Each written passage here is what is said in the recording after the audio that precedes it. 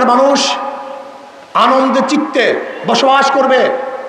বাংলাদেশের কোনো মানুষ বস্ত্রহীন থাকবে না।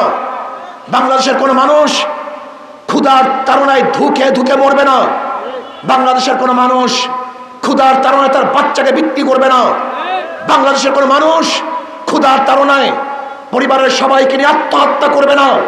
আমার বাংলাদেশে একজন মানুষও বস্ত্রহীন থাকবে না। চিকিৎসার অভাবে বাংলাদেশে একটা মানুষও মারা যাবে না।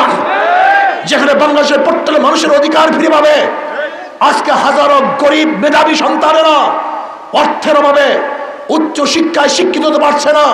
তাদের উচ্চ শিক্ষায় শিক্ষিত করতে হবে।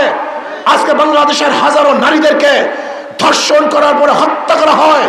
আমার বাংলাদেশে একটা নারী হত্যা হবে না। আজকে বাংলাদেশের হাজারো নারীদের মুখের মধ্যে চেহারার মধ্যে এসিড নিক্ষেপ করে দগ্ধ করা হয়। আমাদের একজন মা